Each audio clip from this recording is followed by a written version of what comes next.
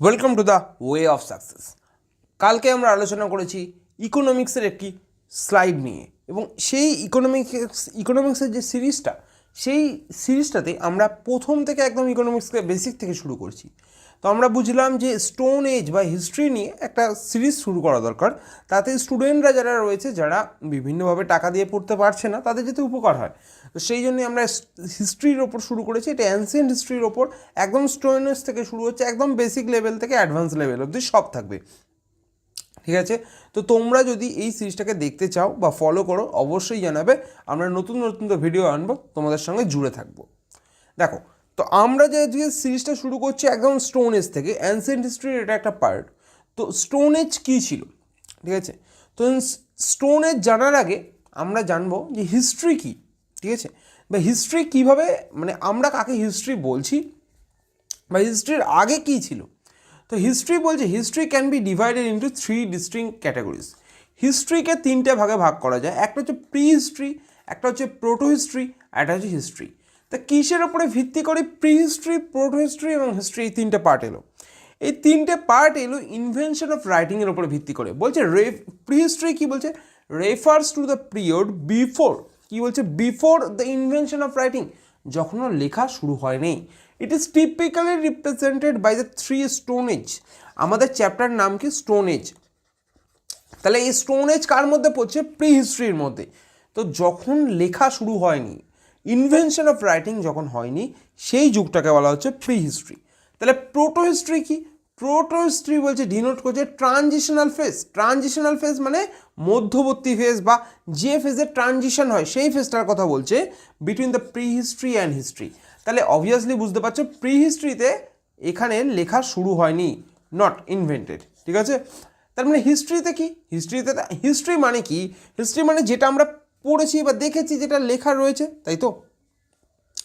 তাহলে এটা মানে কি? ইনভেন্টেড। বুঝবে হিস্ট্রিও কিন্তু বোঝার জিনিস আছে, মুখস্থ করার একদমই জিনিস নয়। তাহলে এর মাঝখানের যে ফেজটা হবে, সেই মাঝখানের ফেজটা কীরকম হবে?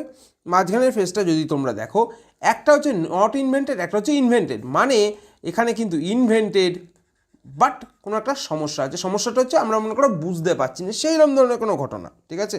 তো আমরা একবার ক্লিয়ার করে নিই, তোমরা যাতে লেখাটাকে পুরোপুরি বুঝতে পারো।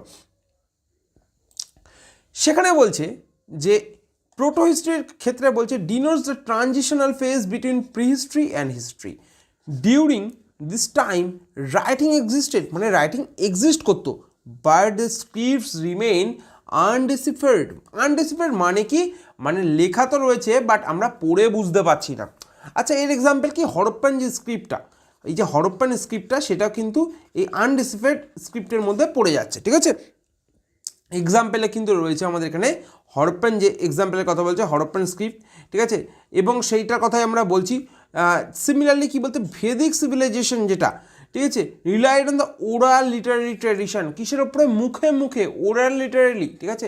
সেইটার উপরে যেটা ভিত্তি করে বলছে, যেটার কোনো লিখিত প্রমাণ নেই, ঠিক আছে? মানে আমরা যদি বলি ভেদিক বলছি, সরি, আমরা যদি বলি আইভিসি, ইন্ডিয়ান ভ্যালি সিভিলাইজেশন, যেটা Indus valley civilisation, Indus valley civilisation যেটা, সেটার কি কোনো লিখিত প্রমাণ, বা লিখিত প্রমাণ থাকলে সেটাকে আমরা বুঝতে পারছি না? আমরা কিন্তু বুঝতে পারছি না, ঠিক আছে? সেই কনসেপ্টের উপরে ভিত্তি করে আসছে প্রোটো হিস্ট্রি। তারপরে যে ফেজটা এলো, সেই ফেজটার নাম হচ্ছে হিস্ট্রি। হিস্ট্রি কি? Begins with the invention of writing, যেখানে লেখা শুরু হয়েছে, and focuses the studying the past through written records and archaeological evidence. মানে কি? আর একবার ক্লিয়ার করে নিই, তোমরা বুঝতে পারবে। যেখানে বলছে আর্কিওলজিক্যাল এভিডেন্স রয়েছে, আর্কিওলজিক্যাল এভিডেন্স মানে ভূতাত্ত্বিক, ভূতাত্ত্বিক বলা ভুল, মানে ইতিহাস থেকে প্রাপ্ত যে সমস্ত এভিডেন্সগুলো, সেগুলোর কথা রয়েছে, এবং যেখানে রিটেন রেকর্ডস রয়েছে, সেগুলোই হলো হিস্ট্রি। তাহলে এতদিন ধরে আমরা পড়ছিলাম হিস্ট্রি, আমরা কি বলি? হিস্ট্রি পড়ছি। ভাই হিস্ট্রি না, তুমি যখন স্টোন এজ পড়ছো মানে তুমি প্রি হিস্ট্রি পড়ছো, ঠিক আছে? যখন তুমি ইন্দাস ভ্যালি সিভিলাইজেশন পড়ছো তখন প্রোটো হিস্ট্রি পড়ছো, যখন হিস্ট্রি পড়ছো তখন হিস্ট্রি যেগুলো লিখিত প্রমাণ রয়েছে, ঠিক আছে? কোশ্চেন আসে কিন্তু পরীক্ষার হলে যে ইন্দাস ভ্যালি সিভিলাইজেশন এটা কোন হিস্ট্রির মধ্যে পড়ছে বলো? এই সিরিজটা তো তোমরা কমপ্লিট করলে, ঠিক আছে?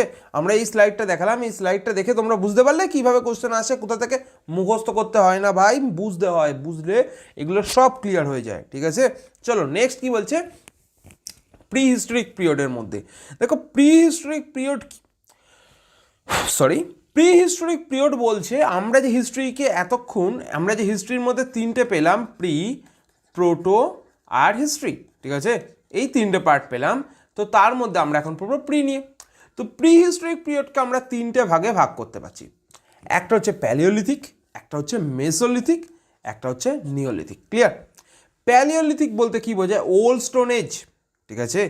মেসোলিথিক বলতে বোঝায় লেট স্টোন এজ, আর নিওলিথিক বলতে বোঝায় নিও স্টোন এজ। মানে কি, তোমরা পুরনো প্রস্তর যুগ, মধ্য প্রস্তর যুগ, নব্য প্রস্তর যুগ বাংলায় পড়ছো তো? যারা বাংলা বই পড়ছো কানেক্ট করো, আমি বলছি জিনিসগুলোকে কানেক্ট করো। পুরনো প্রস্তর যুগ, মধ্য প্রস্তর যুগ, নিম্ন প্রস্তর আর নতুন নব্য প্রস্তর যুগ। এটা হচ্ছে পুরনো, এটা হচ্ছে মধ্য, এটা হচ্ছে নিম্ন। নিম্ন না নতুন, নিম্ন না নব্য প্রস্তর যুগ, ঠিক আছে? তো এই তিনটে জিনিস যেটা কার পার্ট? প্রি হিস্টোরিকের পার্ট, ঠিক আছে? বোঝার চেষ্টা করো, বুঝে পড়ো, মনে থাকবে, আর মুখস্থ করতে হবে না। পরীক্ষায় যত কোশ্চেন আসবে সব ঠিক করবে। তো প্রি হিস্টোরিক থেকে আমরা পেলাম, তাহলে আমরা প্রি হিস্টোরিক থেকে পেলাম একটা হচ্ছে প্যালিওলিথিক, একটা হচ্ছে মেসোলিথিক, একটা হচ্ছে নিওলিথিক। ক্লিয়ার? এবার আমরা কাকে পড়বো? প্যালিওলিথিককে, ঠিক আছে? এবার আমরা পড়বো প্যালিওলিথিককে। কনসেপ্ট বোঝা যাচ্ছে, কীভাবে শুরু হচ্ছে, কোথা দিয়ে যাচ্ছে, ঠিক আছে? প্যালিওলিথিক শুরু হচ্ছে অ্যাপ্রক্স কত? 3.3 মিলিয়ন ইয়ার্স এগো, চলছে কত? 10,000 বিপি, ঠিক আছে? 10,000 মানে এই যে আমরা বিসিই বলার চেষ্টা করি, সেই 10,000 বিসির কথা বলা হচ্ছে, এখানে বিপি হিসাবে লেখা হয়েছে, ঠিক আছে? আর কিছুই না। তো প্যালিওলিথিক কী বলছে? প্যালিওলিথিক মানেটা কি? প্যালিওলিথিক মানে old stone age, marks the beginning of the human use of stone tools. যে সময় মানুষ পাথরের জিনিসপত্র ব্যবহার করতো। This period spans from the earliest known use of stone tools. Earliest মানুষ যে স্টোন টুলস ইউজ করতো সেগুলোর কথাই বলা হচ্ছে বাই হোমিনিস, ঠিক আছে? এই হোমিনিস যে মানে যাদেরকে বলা হতো, তারা যে স্টোন টুল ইউজ করতো তাদেরকে নিয়েই যে যুগটা, সেটা হচ্ছে এই পুরনো প্রস্তর যুগের মধ্যেই পড়ছে, ঠিক আছে?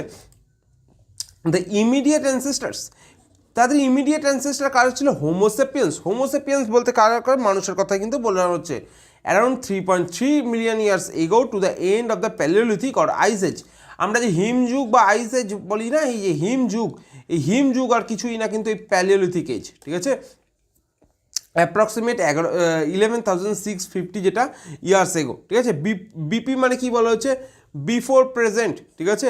তো বিফোর প্রেজেন্ট মানে এই বিসির কনসেপ্টটি কিন্তু এখানে রয়েছে, আর কিছুই না এটা। তো বোঝা গেল যে কোথায় শুরু হয়েছিল। কি কোশ্চেন? এক হচ্ছে আমি লিখে দিচ্ছি ডান পাশে, সাল থেকে কোশ্চেন আসে, কত সাল থেকে কত সাল অবধি চলেছিল। দেন হচ্ছে এই যুগটাকে অন্য নামে কি জানা যায়, ঠিক আছে? তোমরা এগুলো কিন্তু নিজের নোট যদি বানাও, তৈরি করে নাও, এখান থেকে লেখা আছে দেখে, ঠিক আছে? এবং এই পুরনো প্রস্তর যুগ কোথা থেকে, মানে ভাগগুলো, সেগুলো থেকে একটা কোশ্চেন আসে। দেন বলছে হিউম্যান অ্যানসেস্টার্সের কথা যেটা বলছে, are believe to have first evolved in Africa. কোথায় হয়েছিল? ফার্স্ট এভলভড ইন আফ্রিকা হয়েছিল।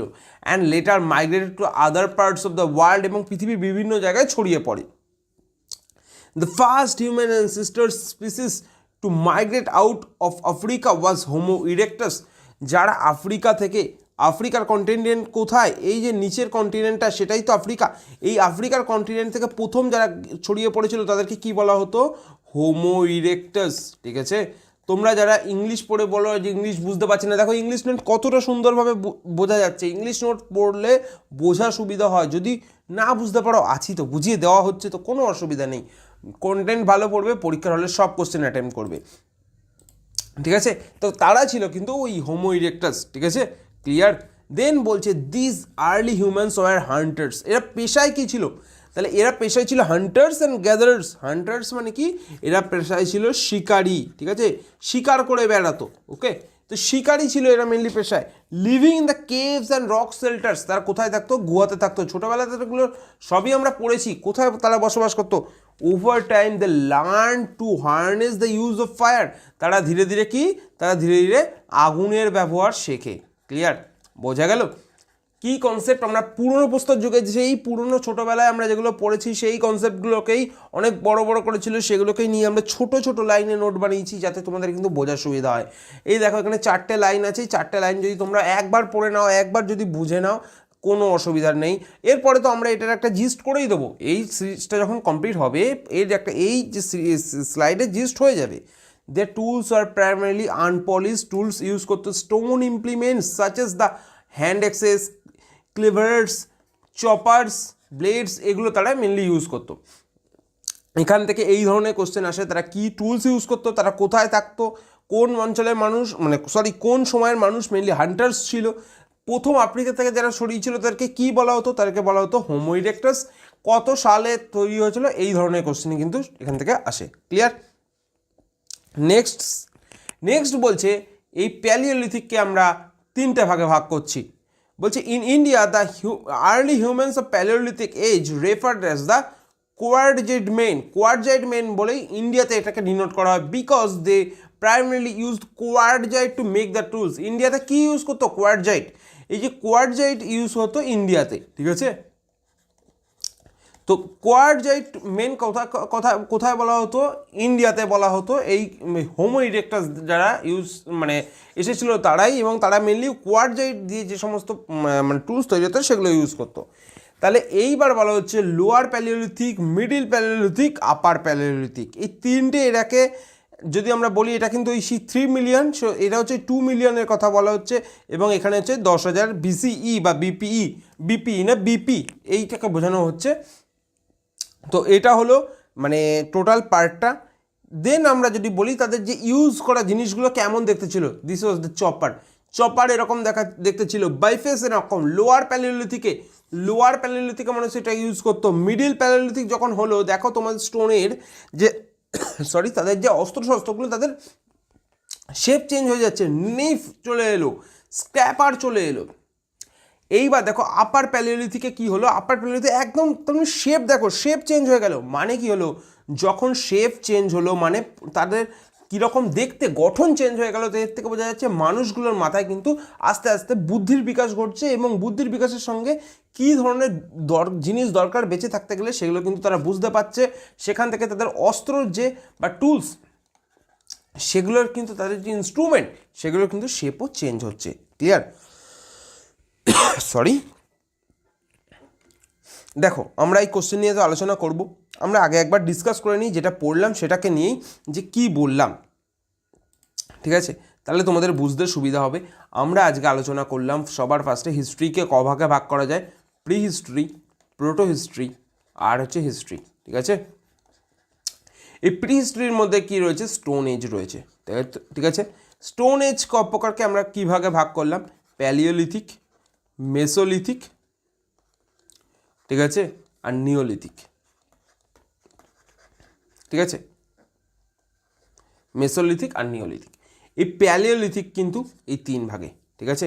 ক্লিয়ার? আমি এখানে করলাম, এই প্যালিওলিথিককে কিন্তু আমরা 3 ভাগে ভাগ করে দিলাম, যেটা হচ্ছে লোয়ার প্যালিওলিথিক, মিডিল প্যালিওলিথিক আর আপার প্যালিওলিথিক। এই 3টে পার্ট হলো এই প্যালিওলিথিকের, ঠিক আছে? দেন হচ্ছে আমরা এইটা হচ্ছে আমাদের আজকে ফুল আলোচনা হলো, এবং প্রত্যেকটা ক্যারেক্টারিস্টিক্স আলোচনা করলাম, আর এই যে তাদের টুলসগুলো কেমন দেখতে ছিল সেগুলো নিয়ে আলোচনা করলাম। টুলস বলতে তারা যে শস্ত্রগুলো ইউজ করতে, অস্ত্র বলতে তুমি বর্তমান অস্ত্র হিসাবে ভাববে না, তাদের সময় সমকালীন অস্ত্র, সেগুলোর কথা বলা হচ্ছে, ঠিক আছে? দেখো আমরা যেহেতু কোশ্চেন আলোচনা করছি না, আমরা সরাসরি ডেসক্রিপটিভে যাচ্ছি, যাতে মানুষ বুঝতে পারে। যারা বারবার পড়ছে কিন্তু এমসিকিউ সলভ করছে, এমসিকিউ সলভ করেও তারা বলছে পরীক্ষায় ক্লিয়ার হচ্ছে না বা কমন পাচ্ছে না। কেন পাচ্ছে না? সমস্যাটা কোথায়? সমস্যা হচ্ছে ডেসক্রিপটিভ, মানে বেস রেডি নেই। দেখো একটা কনসেপ্ট আছে বেস থিওরেম। বেস যদি কোনো জিনিসের ভালো হয়, বেস অ্যান্ড স্ট্রাকচার, আসলে নাম হচ্ছে বেস অ্যান্ড স্ট্রাকচার। যদি বেস স্ট্রং হয় তাহলে স্ট্রাকচার দাঁড়িয়ে যাবে। পিরামিড দেখবে এরকম দেখতে হচ্ছে, কিন্তু তুমি এরকম পিরামিড দেখেছো? বেসটাই তো ছোট, স্ট্রাকচার দাঁড়াবে না। এটাই হলো প্রবলেম, যে পড়তে গেলে ভালোভাবে পড়ো, একবার পড়ো, ভালোভাবে পড়ো, যাতে কমপ্লিট হয়ে যায়। আমরা সেইরকম কোয়ালিটির নোট এখানে প্রোভাইড করছি। তোমরা দেখো, ভিডিওটা দেখে যদি ভালো লাগে কন্টেন্ট তৈরি করো। তোমরা যদি বলো তোমাদের আরও বেশি কন্টেন্ট দরকার, আমরা আরও ভিডিও আনবো। অবভিয়াসলি তোমাদের উপর নির্ভরশীল, অন্য কিছু না। চ্যানেল একদম অল্প পরিসর আছে, আস্তে আস্তে ছড়াবে, আমরা আরও অনেক ভিডিও আনবো, ঠিক আছে? তোমাদের ভালো লাগলে আমাদের ভিডিও আনাটা আমাদের ঠিক নিয়ে চলে আসা হবে, কোনো অসুবিধা হবে না।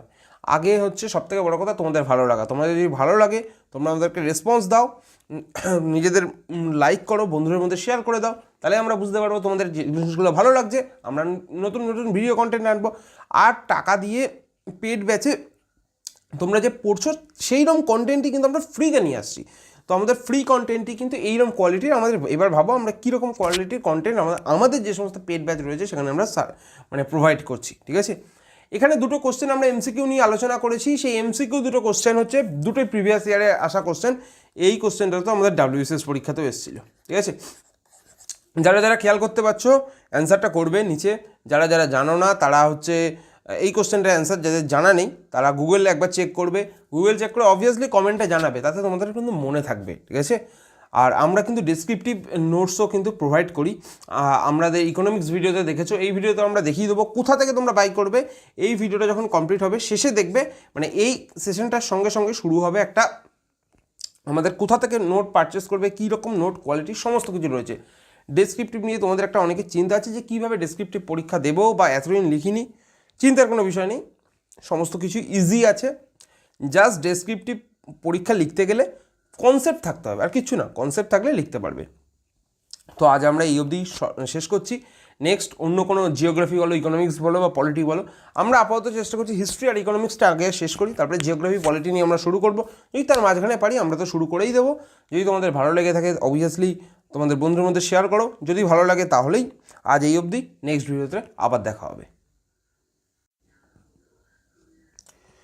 তোমরা এখন যেটা দেখছো সেটা হচ্ছে দ্য ওয়ে অফ সাকসেস একাডেমির যে ডেসক্রিপটিভ নোটস কীরকম হয় সেটা দেখো। কিছুদিন আগেই আমরা তোমাদেরকে ইকোনমিক্সের যে আমাদের ডেসক্রিপটিভ নোটস কীরকম হয় সেটা দেখিয়েছি। এখন আমরা তোমাদের সামনে শো করছি আমাদের হিস্ট্রির নোটস। এটা হচ্ছে অ্যানসিয়েন্ট হিস্ট্রির মধ্যে স্টোন এজের একটা নোটস আমরা তোমাদেরকে দেখাচ্ছি। তো স্টোন এজের নোটস কীরকম হয় আমরা দুটো কোশ্চেনের এখানে তোমাদেরকে শো করছি। আমাদের আরও কোশ্চেন যেগুলো রয়েছে সেগুলো আমাদের কাছে তৈরি করা রয়েছে, এখানে দুটো শো করা হচ্ছে PDF আকারে তোমাদের কাছে যেগুলো যাবে।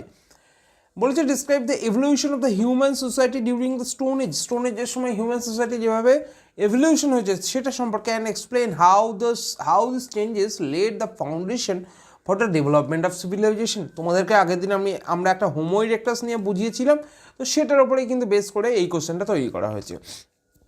তো কোশ্চেনটার জন্য আমরা এখানে ইন্ট্রোডাকশন ফার্স্টে দিয়েছি, তারপরে দিয়েছি এখান থেকে বডি পার্ট শুরু হয়েছে। আগেই আমরা তোমাদেরকে বিভিন্ন ভিডিও বানিয়ে বলেছি কীভাবে কোশ্চেন অ্যান্সার লিখতে হয়। দেন আমরা বডি লেখার পরে আফটার দ্যাট আমরা কনক্লুশন কিন্তু কমপ্লিট করেছি। এখানে কিন্তু কনক্লুশন কমপ্লিট করেছি। এরকমভাবে আমাদের সেকেন্ডের একটা কোশ্চেন নিয়ে আলোচনা করা হয়েছে। তো এই কোশ্চেনগুলো আমাদের কাছে এরকমভাবে তৈরি করা হচ্ছে এবং আমরা এই ধরনের কোশ্চেনগুলো কিন্তু আমাদের স্টুডেন্টদের কাছে যারা ডেসক্রিপটিভ নোট নিচ্ছে আমাদের কাছ থেকে তাদের কাছে পৌঁছে দিচ্ছি। এবার তোমরা কী করে ডেসক্রিপটিভ নোট নেবে তার জন্য এই যে হোয়াটসঅ্যাপ নাম্বার আছে, এই হোয়াটসঅ্যাপ নাম্বারে তোমরা একবার মেসেজ করবে। মেসেজ করে তোমরা বলবে তোমাদের যে কোন সাবজেক্টের স্পেসিফিক দরকার। দেখো আমাদের কাছে কাস্টমাইজ রয়েছে, তো কাস্টমাইজ অপশান তোমাদের কাছে পেয়ে যাবে। তোমরা যে সাবজেক্টের দরকার, মনে করো কারো যদি হিস্ট্রি দরকার হয়, কারো যদি জিওগ্রাফি দরকার হয়, পলিটি দরকার হয়, ইকোনমিক্স দরকার, প্রত্যেকটা সাবজেক্টের ডেসক্রিপটিভ নোটস আমাদের কাছে অ্যাভেলেবেল রয়েছে, ঠিক আছে? হ্যাঁ, আমরা 10 মান্থের একটা ডিউরেশনের মাধ্যমে এই কোর্সগুলো তোমাদেরকে প্রোভাইড করব। সমস্ত কিছু তো আমাদেরকে হোয়াটসঅ্যাপে জানানো হবে এবং নতুন আমরা যে ভিডিও আনবো তার মাধ্যমে আমরা জানাবো আমরা কীভাবে তোমাদেরকে প্রোভাইড করব। তোমরা যদি ওভারঅল সব সাবজেক্টের অল সাবজেক্টের জন্য যদি চাও সেরকম প্রোভাইড করা হবে, যেরকম তোমরা চাইবে সেরকমভাবেই আমাদের কাছে অপশান রয়েছে। তোমরা শুধু মেসেজ করো, একবার মেসেজ করে বলো। আমরা একদম লো কস্টে দেওয়ার চেষ্টা করছি, কারণ দেখো প্রত্যেক স্টুডেন্টই এখন দরকার নোটস এবং তারা কিন্তু আস্তে আস্তে পরীক্ষা এগিয়ে আসছে। এবার থেকে পরীক্ষা ডেসক্রিপটিভ হয়ে যাচ্ছে এবং নোটস যদি খুব বেশি দামে হয়ে যায় তাহলে অনেক মানুষই অ্যাফোর্ড করতে পারবে না। আর যেহেতু এডুকেশন যদি খুব অ্যাফোর্ডেবিলিটি যদি খুব বেশি হয়ে যায় মানুষের কাছে, মানে এক কথায় বলতে গেলে মানুষ যদি অ্যাক্সেসই না করতে পারে তাহলে এত বড় একটা এক্সামের পরীক্ষার্থীর সংখ্যা অনেক কমে যাবে, ঠিক আছে? তো আমরা সেই হিসাব করেই আমাদের যে নোটের দামও রেখেছি খুবই কম রাখা হয়েছে এবং খুবই অল্প রাখা হয়েছে, ঠিক আছে? তোমাদের সামনে সমস্ত কিছু ডিসকাস করা হবে। যদি তোমরা নিতে চাও অবভিয়াসলি এই নাম্বারে হোয়াটসঅ্যাপ করবে, সমস্ত ইনফরমেশন আমরা তোমাদেরকে প্রোভাইড করে দেবো।